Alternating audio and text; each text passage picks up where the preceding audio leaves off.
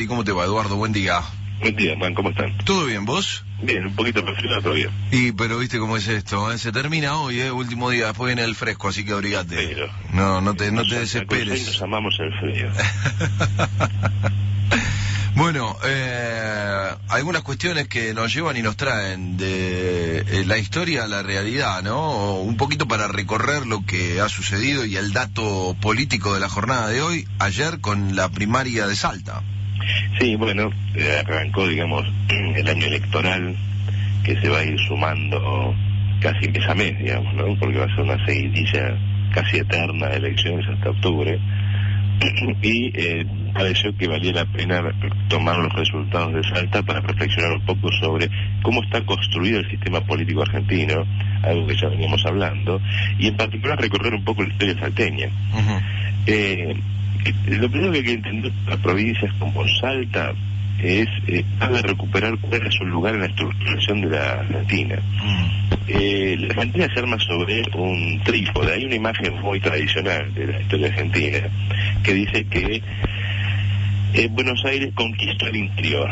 Y esa imagen es, digamos, por un lado la imagen liberal, es decir, la civilización avanzó y sometió a la barbarie. Y por otro lado la imagen revisionista, sobre todo nacionalista, peronista, de el interior de la verdadera patria que fue colonizada por el puerto extranjerizante. Pero en realidad cuando uno ve cómo se arma la Argentina no se arma así. No es Buenos Aires la conquista del interior, no podría haberla conquistado. Uno tiene la idea de Buenos Aires hoy, ¿no? O sea, Buenos Aires es una provincia de Buenos Aires que son básicamente casi la mitad del país. Pero eso no era así en 1850, en 1860. Urquiza le gana la puja política a Rosas y organiza el país desde Entre Ríos. Y de hecho el poder económico, social, militar de todo el interior hacia 1840, 1850 es muy superior a lo que puede ofrecer Buenos Aires. De modo tal que esta idea de que Buenos Aires avanzó sobre territorios inferiores es falsa. En realidad la Argentina se arma sobre un trípode, cuyo eje efectivamente está en La Pampa. Las cuatro provincias pampeanas son la clave de la estructura económica y social argentina. Pero eso no impide que la estructuración de la nación como la conocemos hoy fuera el resultado de una alianza que constituyó un trípode en el cual se apoyó el Estado Nacional. Esa alianza incluía, por un lado, a Tucumán y Salta, y por otro lado, a Cuyo. Y en los dos casos, la clave de la alianza fue una serie de medidas proteccionistas que permiten que el azúcar tucumano, salteño y el vino cuyano pueda competir en el mercado de Buenos Aires contra las mercancías importadas. Y además con el financiamiento por parte del litoral y del Estado Nacional a través de la deuda de los ferrocarriles que vinculan Buenos Aires con esos mercados. Sin eso, sin ferrocarriles y sin aranceles proteccionistas, el azúcar tucumano no existe y tampoco existe el vino mendocino. Obviamente esto que está expresando que hay una alianza de burguesías, lo que normalmente en aquella época se llamaba la oligarquía tucumano-salteña y la burguesía mendocina, que genera una serie de cambios productivos muy importantes. Hay que pensar que todo el noroeste estaba dedicado más bien a la producción de textil artesanal, muy atrasado, muy primitivo, capaz de competir con la revolución industrial para el mercado potosino, para el mercado de la minería en Bolivia y Perú. Vos fíjate, mira, estoy pensando en que vos recorres esto, hoy cuando recorríamos la tapa de los matutinos, en la tapa de página 12, obviamente se muestra la foto de la victoria, con todos los precandidatos presidenciales sumidos a la figura de Urtubey, y ahí perdida en el pie de página 12 dice el rol del ingenio Ledesma. Obviamente es otra noticia, ¿no? Pero fíjate la increíble situación de lo que implica ese binomio Salta y Jujuy, y lo que de alguna manera estás describiendo como ese sector terrateniente, ¿no? Claro, todo eso se estructura en torno al ingenio. El noroeste se estructura en torno al ingenio. Y el ingenio cumple un lugar en la construcción del Estado Nacional argentino. un lugar bastante amplio, podríamos estar bastante tiempo describiendo esto. Por empezar, la economía azucarera primero estructura una fuerte alianza nacional. Tú fíjate que los que van a reprimir a Varela no son las tropas de Buenos Aires, son los guardas de Santiago del Estero. O sea, son, digamos, la oligarquía salteño-tucumana, de la cual vienen todos los políticos peronistas. De ese sector se encargan de la represión y el orden en toda esa zona. Si son la expresión de Estado allí.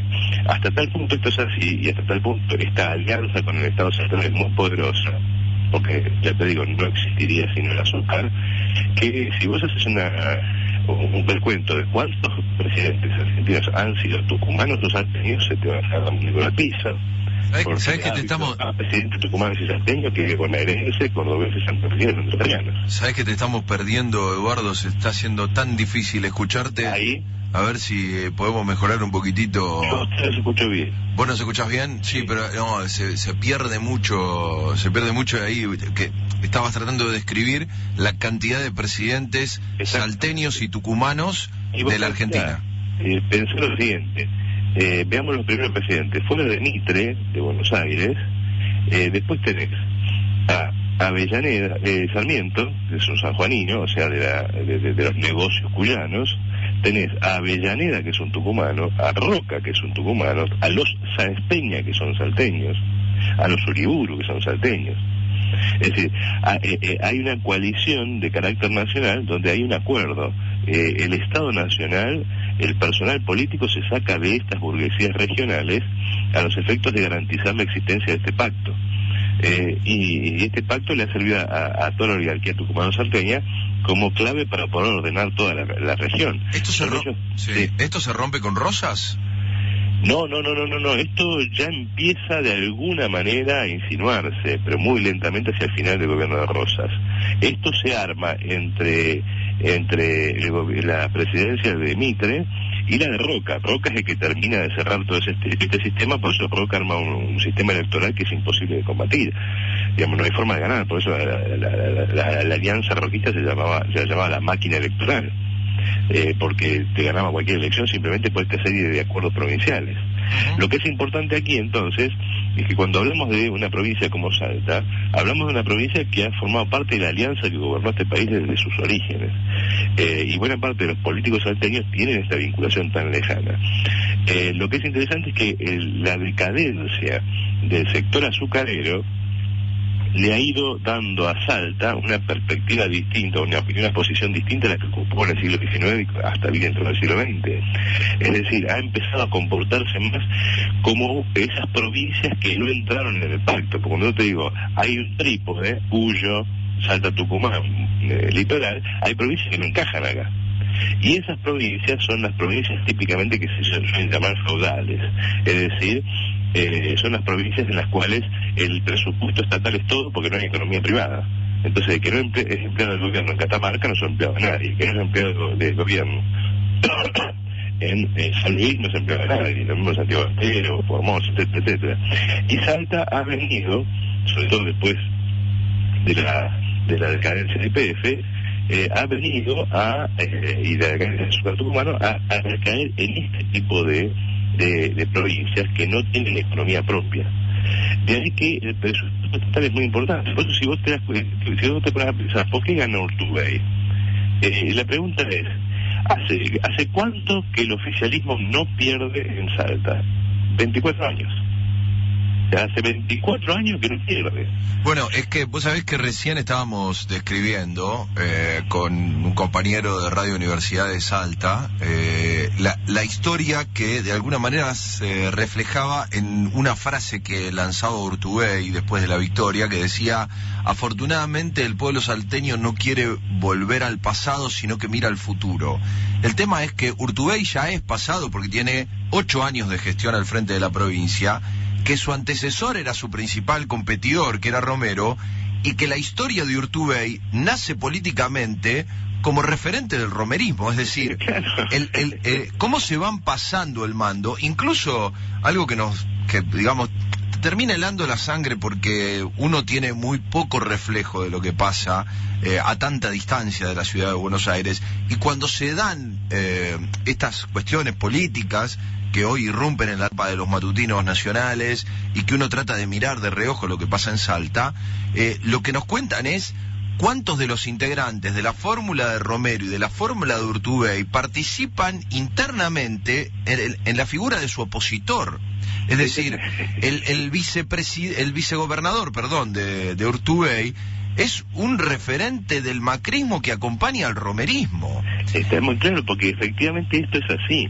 Y esto le da a las dos figuras principales, a Urtubey, a Romero, a Olmedo, que es el otro referente, y al vicegobernador, no lo recuerdo, de Urtubey, le da el 80% de la masa electoral. Sí, o sea, es arrollador. Y cuando nosotros analizábamos la semana pasada con el referente del FIT, que salió tercero en las primarias, lo que pasa en el cuerpo legislativo de Salta es brutal para demostrar por qué el feudo queda asentado, digamos, la relevancia que tiene una victoria desde el punto de vista del Ejecutivo genera que arrase el espacio legislativo de tal manera que no existe la oposición dentro de la provincia. No, claro, y por eso estas provincias son cajas negras, que uno entiende y se da cuenta de lo que pasa cuando está allá algo. María Soledad Morales, el caso de los asesinatos de Santiago del Estero, que estaba involucrado.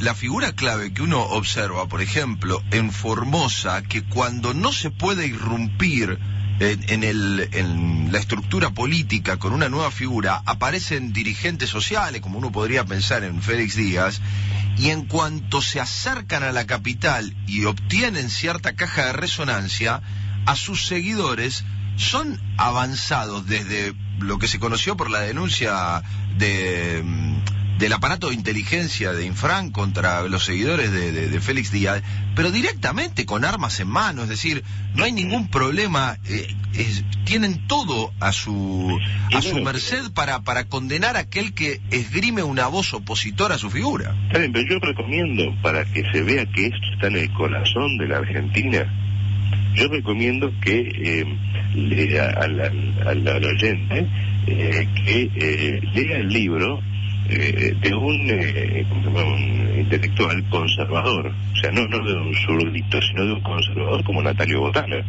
El libro El orden conservador te muestra con pelos y señales, te desmonta cómo funciona esto, donde la repetición en el cargo, la alternancia con un club de amigos, con los parientes, la cobertura de todos los cargos habidos y por haber por parientes y llegados al poder, que es una situación de caja negra.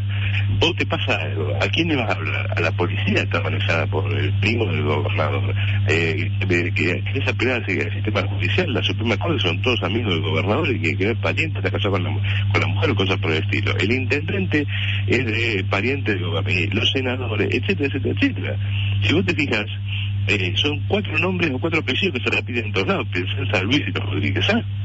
Entonces, en esta provincia solo hay una apariencia de competencia electoral cuando por alguna razón el aparato del Estado se ve dividido por 2 facciones que son exactamente idénticas, hasta el punto de, como vos señalaste, comparten personajes de todo tipo, y que por alguna razón no lograron ponerse de acuerdo, o sea, no se ponen de acuerdo en la caja.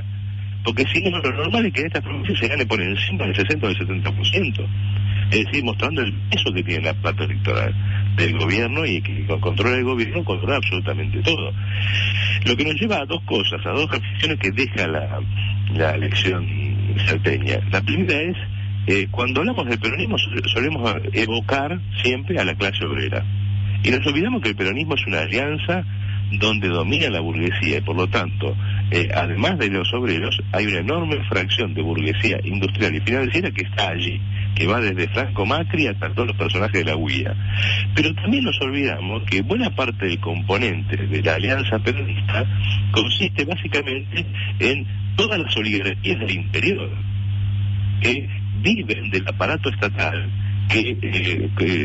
cuya función es controlar la población, reprimir y garantizar las elecciones. Entonces, cuando el kirchnerismo se plantea como algo distinto, como algo de izquierda, y me dice que van todos los candidatos peronistas, kirchneristas a Salta a festejar la victoria de Urtubey, como seguramente si pasa algo parecido en Formosa van a ir a festejar la victoria de Gilles de Farán. Entonces, eso nos permite ubicar dónde está el problema del kirchnerismo políticamente.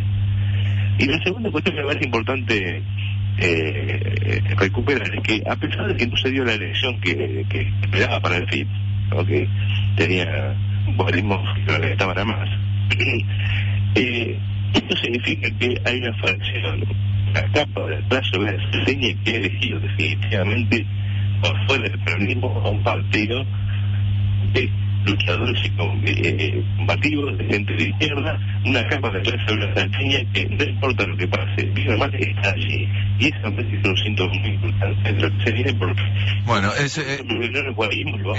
es una lástima, Eduardo, pero ya es imposible entender lo que estás planteando, porque el sonido es pésimo, de malo a pésimo ya, se clava todo.